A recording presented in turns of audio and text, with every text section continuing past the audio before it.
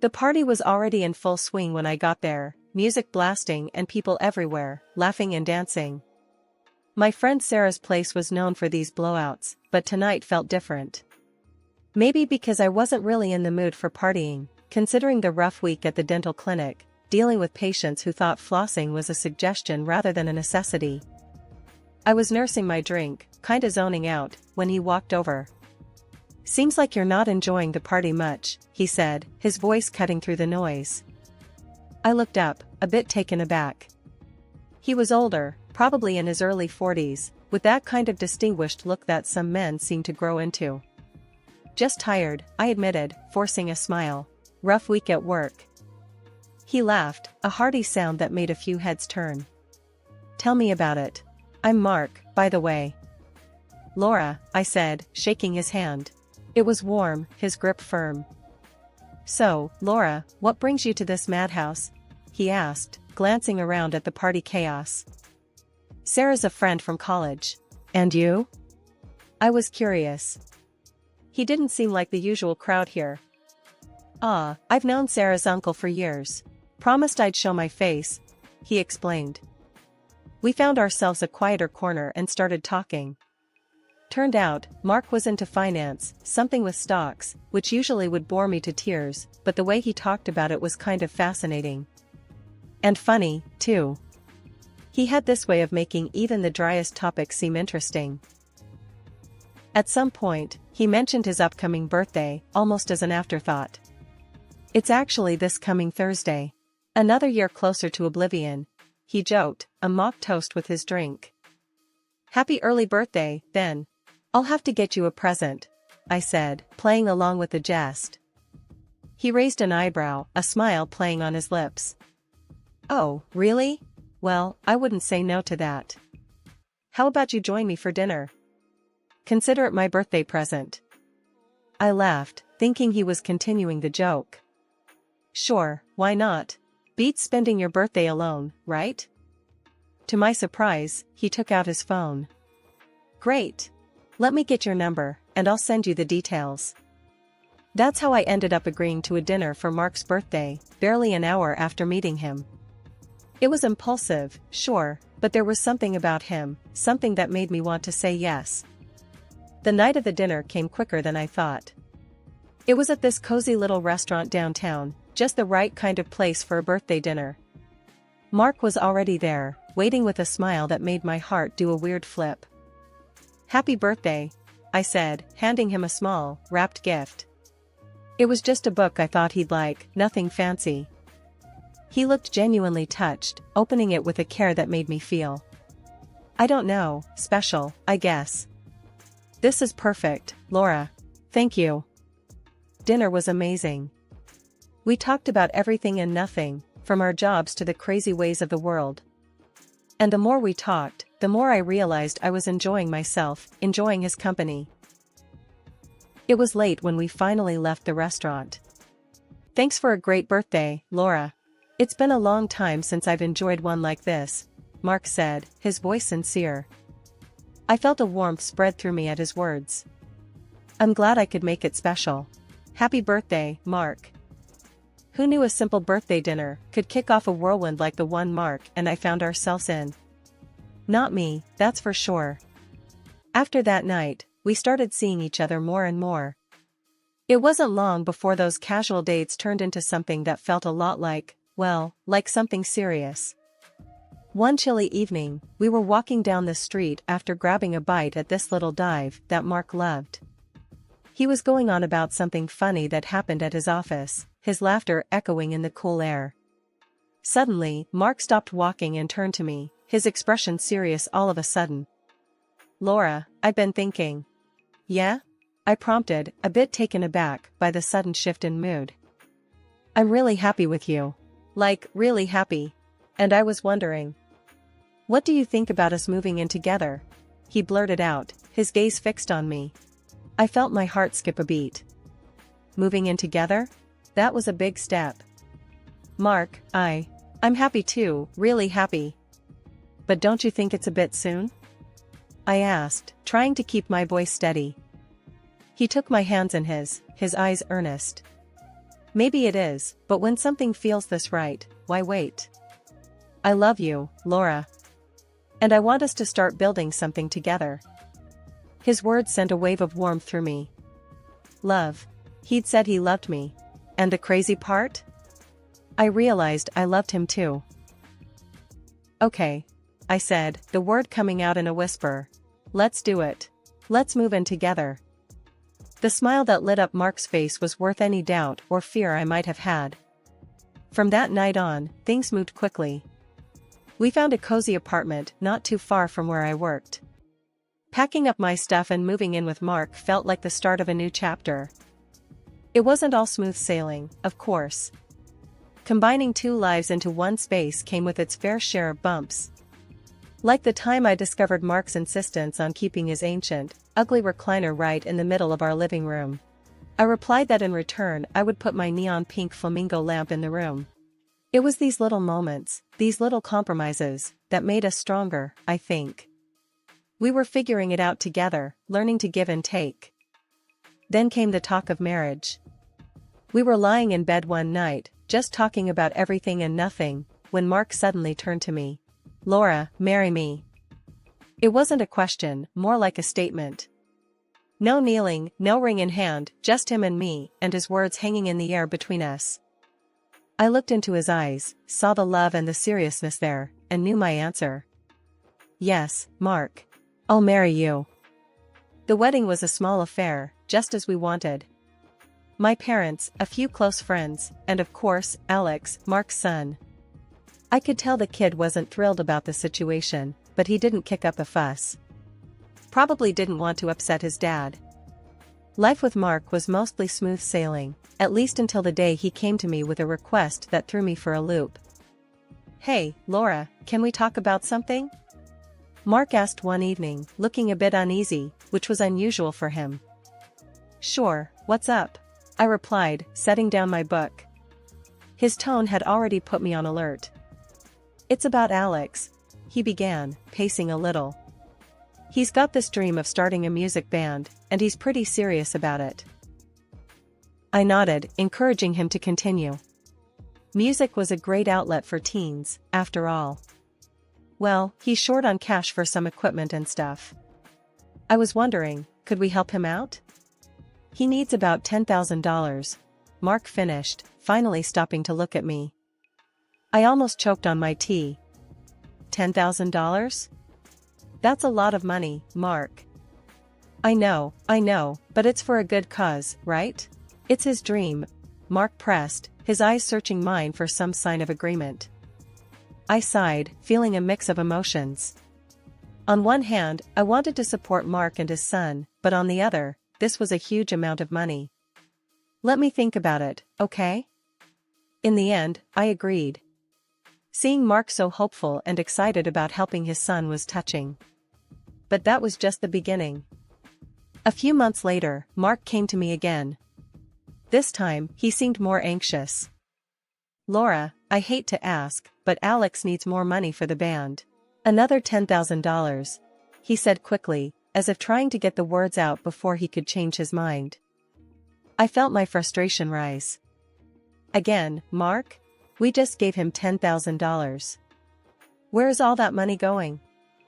Mark's face fell, and he became defensive. He's investing in his future, Laura. Don't you think it's worth it? I do, but it's a lot of money. We're not made of cash, you know, I replied, trying to keep my voice calm. The argument that followed was heated. Mark accused me of not caring about Alex's future, and I accused him of not being realistic. It ended with Mark storming out, leaving me alone and bewildered. He returned a few days later, apologetic but still insistent. I'm sorry for blowing up, Laura. But it's important. To me, to Alex. Please. Torn between my love for Mark and my concerns about this seemingly bottomless pit of financial support for Alex's band, I agreed once more. But it didn't sit right with me. Then came the bombshell. Mark, looking more haggard and desperate than I'd ever seen him, asked for $30,000. Mark, this is crazy. $30,000? What's going on? This isn't just about some band. I said, feeling my patience wearing thin. It's for a tour. They've got a real shot, Laura, he stammered, avoiding my gaze. A tour? Mark, you can't expect me to believe this. We need to see some proof, something to show for all this money, I demanded, my voice rising. Mark exploded. Why can't you just trust me, Laura? Why do you always have to make things so difficult? The fight that ensued was ugly, full of accusations and hurtful words. Mark threatened divorce if I didn't agree to give Alex the money. I was stunned. This wasn't the man I married. I asked for time to think, but what I really needed was answers. This situation felt wrong on so many levels, and I was determined to get to the bottom of it. First stop on my detective trail was the internet. I figured if Alex's band was legit, they'd have some kind of online presence. So, I hunkered down with my laptop, typed in the band's name Mark mentioned, and hit search. The results were as barren as a desert, nothing, zip, zilch. Not a single trace of a band that was supposedly on the brink of their big break. Feeling a mix of frustration and vindication, I headed over to Alex's Instagram. If there were any clues to be found, it had to be there. I scrolled through his feed, which was like flipping through a catalog of luxury. Fancy dinners, designer gear, you name it. But among the high-life snapshots, not a single pic hinted at a music career. No instruments, no rehearsal spaces, nothing. Baffled, I decided it was time for some expert advice. I dialed up Danny, a buddy from college who's now deep into the music scene, always on the pulse of the latest bands and trends. Hey Danny, it's me. I started, trying to sound casual. Quick question for you, ever heard of a band called? I gave him the name Mark had fed me. There was a moment of silence on the line, then Danny's confused voice came through. Never heard of them. And trust me, if they were making any waves, I'd know. Why? They any good? I let out a sigh, a mix of disappointment and relief. Nah, just came across the name. Thought I'd check. Thanks, man. Danny's curiosity was piqued. You sure? I can do a bit more digging if you want. No, it's okay. Really. I appreciate it, though, I said, before quickly changing the subject. We chatted for a few more minutes about nothing in particular, before hanging up. There I was, back at square one, but now armed with a bucket load of doubts, and no one to share them with. I didn't breathe a word of this to Mark. How could I? I didn't know whether he was in on this scam or just another pawn in Alex's game. Nah, this needed more digging, and until I had something solid, my lips were sealed. The moment had come to face the music, or, more accurately, the lack thereof. I perched in front of my computer, the green light of the webcam flickering to life. My finger hovered over the Skype icon before pressing it with determination. This wasn't just a call, it was a confrontation. Alex answered, his face filling the screen. He looked relaxed, maybe too relaxed, like he was about to schmooze more money out of me. He didn't know the storm that was coming. Hey, Laura. What's up? He started, all smiles. Cut the crap, Alex. We're not playing this game anymore. There's no band, is there? No music, no gigs, just you, living it up on my dime. I shot back, not giving him an inch. He tried to keep his smile, but I saw it falter. What are you talking about? Of course, there's a... Save it. I've done my homework. Your Instagram's a nice little portfolio of lies. Yeah, your band is as real as a $3 bill. I cut him off, my voice sharp as a knife. For a moment, Alex looked like he was searching for another lie, another angle. But then, his expression shifted, darkened. You're gonna regret poking your nose into this, Laura. I've got friends, the kind that make problems go away. The thread hung in the air, a shadow passing over his face.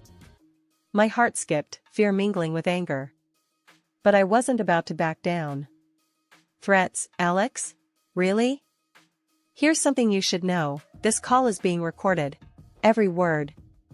Think your friends can handle police heat? Watching his bravado crumble was almost satisfying. His face went from confident to pale, his eyes wide. No, no, no. You can't. I was just. Please, Laura. I made it up, okay? There's no gang, no friends. It's just me. The tears started, his tough act melting away to reveal a scared kid in over his head. But I was past sympathy. All this, for what, Alex? Why the lies? Why the money? He was sobbing now, a mess of regret and fear. I just wanted to be someone, you know? Someone important.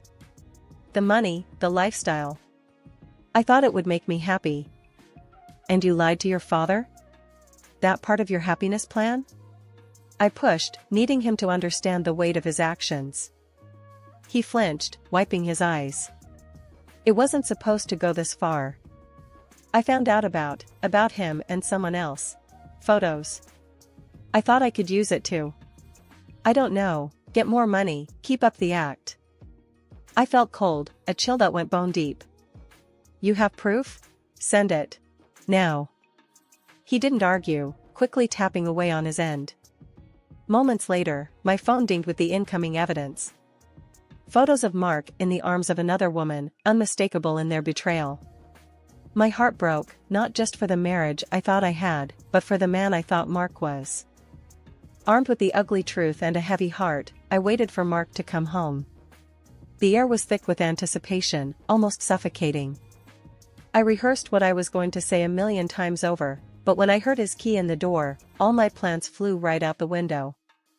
He walked in, tired, the lines on his face more pronounced than ever. Hey, Laura. We need to, he started, but I cut him off. We need to talk. Now. I said, my voice firmer than I felt. Mark paused, looking at me, really looking, and he must have seen something in my eyes because he nodded, setting his bag down with a heaviness that matched my heart. Okay, what's wrong? I took a deep breath, the photos I'd received from Alex burning a hole in my pocket. It's about Alex, and you. I know everything, Mark. His face paled, the blood draining away as if I'd struck him. What do you mean? Laura, Don't you dare lie to me, not now. I've seen the photos, Mark. The ones Alex has been blackmailing you with. Of you and her. I spat out, the words tasting like bile. For a moment, he just stood there, a statue, then he slumped into a chair, his face in his hands. Laura, I don't know what to say. I'm sorry, I never wanted you to find out this way. Sorry? Is that supposed to make everything alright? You cheated on me, Mark. And then you let your son blackmail you into bleeding us dry. My voice was rising, a crescendo of betrayal and hurt. I know. It was a mistake, a terrible mistake. I was going to end it, I swear. And Alex. I didn't know how to handle it. I was scared of losing everything. He mumbled, his voice muffled by his hands. Losing everything? You've already lost it, Mark. You lost me the moment you decided to step out on our marriage. And for what? A fling? To feel young again? I was pacing now, the anger, the hurt, it was all bubbling up. I want a divorce. After the dust settled from our confrontation, the reality of my next steps began to sink in. Mark had retreated to a hotel, leaving me alone in the apartment we once shared, surrounded by memories that now felt like ghosts. I started packing, each item a reminder of the life I thought we were building together. It was surreal, sorting through our belongings, deciding what was mine and what we had shared. The packing didn't take as long as I thought. My life, it seemed, could be condensed into a few suitcases and boxes. A stark reminder of how quickly things can change, how swiftly the familiar can become past. Once everything was packed, I stood in the middle of the now bare living room, a pang of sadness hitting me. This was it. The end of a chapter. I took a deep breath, steeling myself for the next step, and called a taxi. Arriving at the rented place felt like stepping into another world.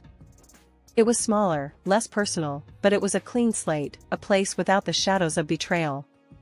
After paying the taxi driver, I hauled my things up to the apartment, the physical exertion a welcome distraction from the turmoil inside. Once inside, surrounded by boxes and suitcases, I finally allowed myself a moment to breathe. The quiet of the apartment was a stark contrast to the storm of emotions I'd been living through. It was in this new silence that I realized the gravity of what had happened, of what I'd done. I'd left my husband, my home, and stepped into the unknown. Needing to hear a friendly voice, I picked up my phone and dialed Sarah, the friend whose birthday party had changed my life all those years ago. She answered on the second ring, her voice a balm to my frayed nerves. "Hey, it's me," I started, my voice steadier than I felt. "Hey, what's up? You sound off," she replied, her tone immediately shifting to concern. I took a deep breath, the words tumbling out. "I left Mark. I found out about everything. The affair, the lies, Alex's blackmail. I couldn't stay there, in that apartment, with all those memories." There was a sharp intake of breath on the other end. "Oh my God, Laura, I'm so sorry. Are you okay? Where are you?" "I'm in a rented apartment. Just needed to get away, to start figuring things out on my own," I explained, trying to keep the tremor out of my voice.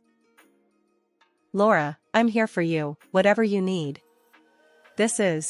I can't believe he would do that to you," Sarah said, her voice thick with emotion. "Thanks, Sarah. It means a lot. I just need some time, to process all of this." Hanging up, I felt a small sense of comfort, a reminder that despite everything, I wasn't completely alone. The first few weeks after leaving Mark were a blur of emotions and paperwork. The divorce proceedings were underway, a seemingly endless stream of signatures and legalities that felt both freeing and suffocating. The end of my marriage had sent ripples through my life, changing not just my future but Mark's as well. He's been having a rough time. The story got out, about the affair and the blackmail. It's affected his job, his reputation. It was a sobering thought, one that made me realize the depth of the fallout from our shattered relationship. In the days that followed, I threw myself into work and started exploring new hobbies, anything to rebuild the pieces of myself that had been lost in the turmoil. Slowly, I began to find joy in the little things, a coffee at a new cafe, a book that made me think, a jog in the park that cleared my mind. One afternoon, I decided to visit an art class, something I'd always wanted to try but never had the courage to do. There, covered in paint and laughing at my own lack of skill, I felt a spark of something new. It wasn't just about moving on from Mark, it was about rediscovering who I was without him. Just when I thought I was finding my new normal, my phone rang with a number I hadn't expected to see again, Alex's. "Hey." His voice came through, tentative, a stark contrast to the bravado and deceit that had marked our last exchanges. I hesitated, the old hurt flaring up for a moment, before I pushed it down. "Alex, what's up?" I just wanted to say I'm sorry, for everything. I messed up, big time. I realized I was chasing all the wrong things, for all the wrong reasons," he said, the words rushed, like he'd been rehearsing them.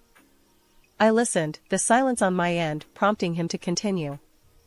"It's just, I never really got much attention from Dad, And money, we never had enough.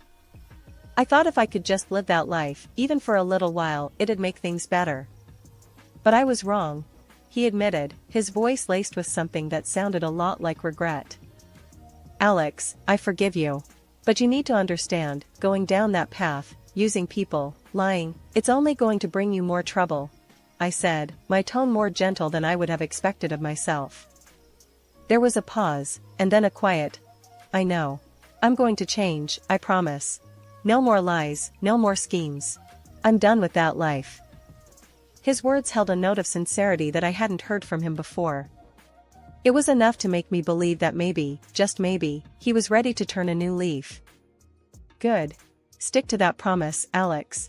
It's never too late to start making the right choices," I encouraged, a part of me hoping he'd take my words to heart. We ended the call soon after, and I found myself staring at the phone long after the line had gone dead. Alex's apology and the promise of change were unexpected but welcome. It was a small step towards closing a painful chapter for both of us. In the days that followed, I threw myself even more into my work, my art, and my friendships. Each brush stroke on the canvas, each laugh shared with friends, felt like a declaration of my resilience, a testament to my ability to move forward,